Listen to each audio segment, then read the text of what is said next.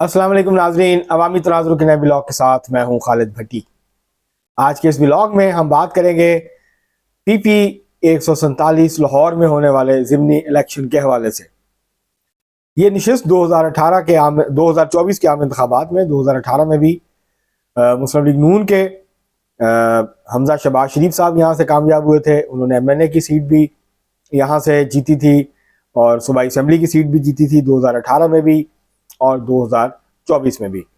2018 में उन्होंने MNA की सीट छोड़ी थी, जहां से शाहिद खकान अब्बासी ज़िमनी इलेक्शन में कामयाब हुए थे। इस दफ़ा उन्होंने कौमी असम्बली की नशिस्त बरकरार रखी और सूबाई असम्बली की नशिस्त छोड़ दी। PP 147 लाहौर ये ज़्यादातर जो है ये कुछ हल्का इसमें बदामी बाग का है, इसमें फारूकगंज है, इसके अलावा इसमें दाता नगर और इसके मुहल्का कुछ इलाके हैं और उसके साथ साथ ये अंदरून शहर के की जो मेन मार्केट्स हैं लाहौर की, अंदरून शहर जो है पुराना शहर लाहौर का दरवाज़ों के अंदर है, उसके ऊपर मुश्तमिल सूबाई असम्बली का हल्का है। यहाँ 2024 8 फरवरी 2024 के आम इंतखाबात में बहुत कांटेदार और सख्त मुकाबला हुआ था। ये शायद हमजा शहबाज शरीफ साहब की ज़िंदगी का सबसे मुश्किल इलेक्शन साबित हुआ। बहुत क्लोज यहाँ पे फाइट हुई थी। हमजा शहबाज शरीफ साहब ने 51,838 वोट लिए थे, वो कामयाब हुए थे। उनके करीबी हरीफ थे मोहम्मद खान मदनी, जो तहरीक इंसाफ के हमायत याफ्ता आज़ाद उम्मीदवार थे। उन्होंने 46,494 वोट हासिल किए थे। कोई 5,300 वोट के फ़र्क से हमजा शहबाज कामयाब हुए थे, जबकि अगर माजी में देखा जाए तो वो बड़ी लीड से इस हल्के से जीते रहे थे। तो इस दफ़ा बहुत करीबी मुकाबला। इसी तरह MNA का इलेक्शन भी वो 5-5,500 वोटों के फ़र्क से ही आलिया हमजा मलिक से जीत पाए थे। और तहरीक लबैक के उम्मीदवार थे यहाँ से आजम वहीद, उन्होंने हासिल किए थे 17,033 वोट। अब सूरत हाल यह है कि मुस्लिम लीग नून ने इस हल्के में जो है वो मैदान में उतारा है हाजी मलिक रियाज को। मुस्लिम लीग नून के शादरा से MNA रहे 3 दफ़ा, 2008 में जीते, 2013 में जीते, 2018 में जीते। 2024 में उनको NA 117 से शादरा और बदामी बाग का जो हल्का है लाहौर का पहला हल्का, वहाँ से टिकट नहीं मिला। अब ज़िमनी इलेक्शन में उनको यहाँ से मैदान में उतारा गया है और शरीफ फैमिली समझती है कि ये उसकी महफूज सीट है, लेकिन 2024 के जो नतीजे हैं वो ये बताते हैं कि यहाँ फ़र्क अब बहुत कम रह गया है। ये मुस्लिम लीग नून इस सीट को फॉर ग्रांटेड नहीं ले सकती। ये मुस्लिम लीग नून की झोली में खुद ब खुद नहीं आके गिरेगी। और देखना ये है इस वक्त जो सूरत हाल, अगर आप हल्के का विजिट करें, मैंने कुछ इलाकों का विजिट किया है, तो आपको कहीं पर भी तहरीक इंसाफ का कोई फ्लैक्स, कोई बैनर, कोई पोस्टर, कोई स्टिकर नजर नहीं आता। ज़िमनी इलेक्शन के हवाले से आप जहां भी जाएं हल्के में, आपको सिर्फ और सिर्फ मुस्लिम लीग नून के जो फ्लैक्सेस हैं, उनके जो बैनर्स हैं, वो आपको नजर आते हैं जगह जगह, गलियों में, खंभों पे, मुख्तलिफ जगहों के ऊपर लगे हुए। और अगर आप बैनर्स का अंदाज़ा लगाएं, अगर आप फ्लैक्सेस से अंदाज़ा लगाएं, तो ऐसे लगता है कि तहरीक इंसाफ नाम की या सुन्नी इत्तेहाद कौंसिल नाम की कोई चीज़ इस हल्के में मौजूद नहीं है, एग्जिस्ट नहीं करती।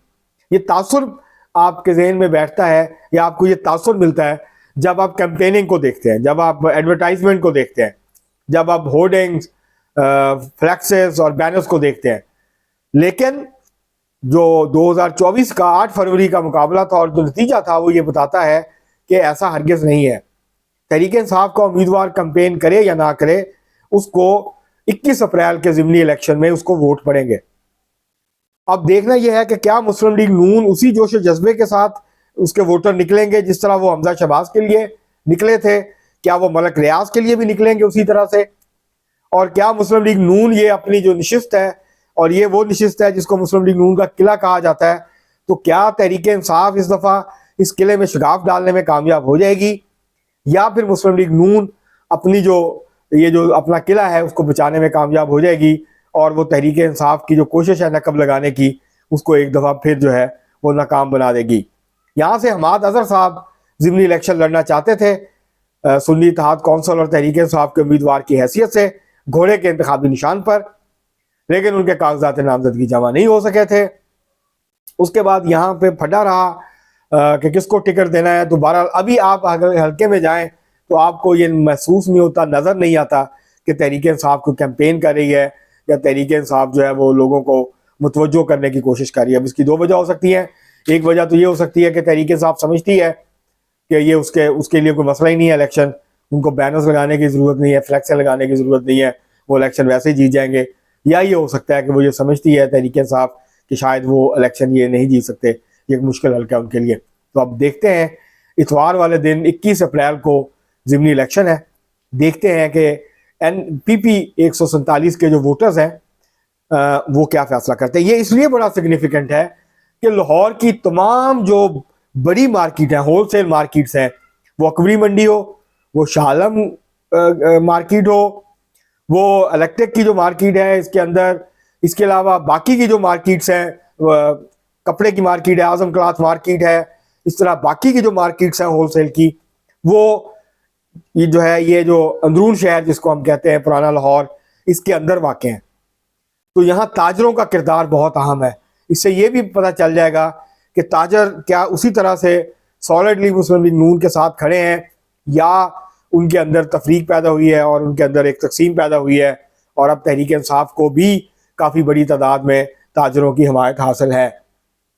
क्योंकि जो कोई भी ये तवक्को नहीं कर रहा था कि 2024 के आम इंतखाबात में NA 118 में और इसके नीचे की जो सीट है PP 147 कि यहाँ हमजा शहबाज शरीफ को इतना टफ टाइम मिलेगा तहरीक इंसाफ के उम्मीदवारों की तरफ से। तो अब इसलिए कोई बात हतमी तौर पर कही नहीं जा सकती है, क्योंकि पिछली दफ़ा भी कंपेन नज़र नहीं आ रही थी तहरीक इंसाफ की, और उसी की बुनियाद पे हमने ये अंदाजे लगाने शुरू कर दिए थे कि शायद तहरीक इंसाफ कहीं नज़दीक भी नहीं है।